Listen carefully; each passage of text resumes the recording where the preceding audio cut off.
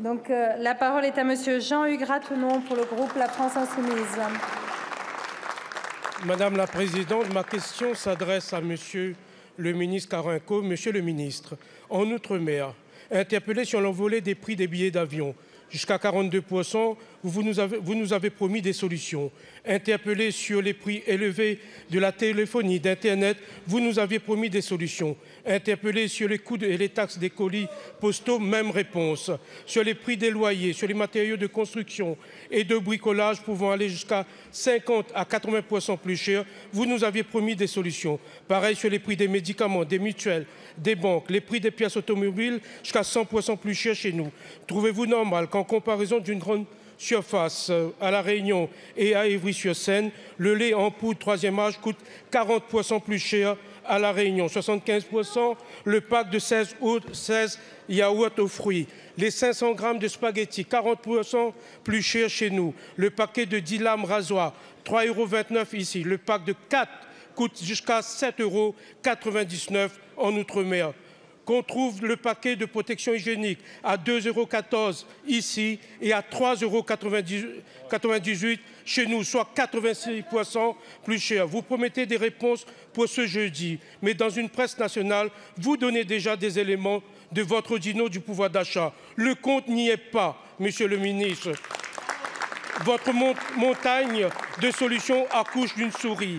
À ce stade, pas assez sur les prix et pire, vous faites mine d'ignorer que le pouvoir d'achat, c'est aussi les revenus. Rien sur les minima sociaux, rien pour les personnes âgées et retraitées, rien pour les étudiants, rien pour les smicards.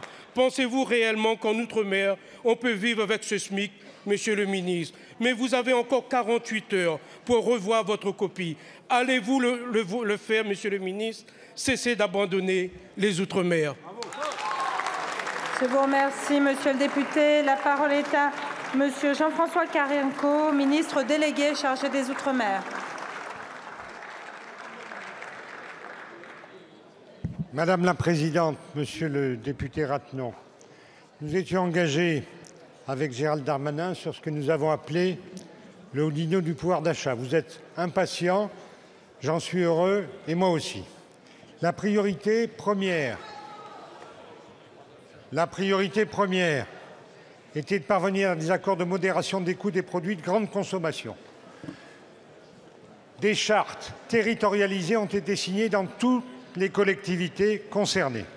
Elles sont issues de négociations locales conduites par les préfets regroupant l'ensemble des parties prenantes à la fixation des prix. Les acteurs économiques et pour la première fois, les collectivités ont joué le jeu au niveau territorial. Je vous rappelle que ce sont elles qui fixent le niveau de l'octroi de mer. J'ai donc demandé à celles-ci de participer à cet effort en modérant leur niveau d'octroi de mer qui pèse sur les prix. Il faut d'ailleurs noter que les recettes d'octroi de mer payées par le consommateur sont en nette progression, plus 11% au premier semestre 2022. Nous avons attendu les décisions des assemblées délibérantes en la matière. Tout cela se négocie. Il ne suffit pas de dire « faites payer moins » pour que cela marche.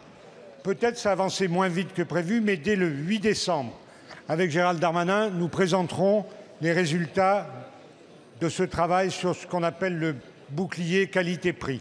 Il a été élargi à de nouvelles références, adaptées aux consommations locales. On y trouve également des produits de bricolage, multimédia, des services automobiles, des forfaits téléphoniques. Ces services ajoutés ont fait l'objet d'un engagement quant à la modération de leur prix. Tout ça est une étape, il y a encore des progressions. Mais juste un mot sur les paquets évoqués. Vous savez que la solution a été trouvée et que dorénavant, les taxes seront payées uniquement au-delà de 400 € au lieu de 200 € auparavant. Partout nous avançons. Merci de nous aider. Merci aux collectivités pour lesquelles vous travaillez de nous aider aussi. Je vous remercie, Monsieur le ministre.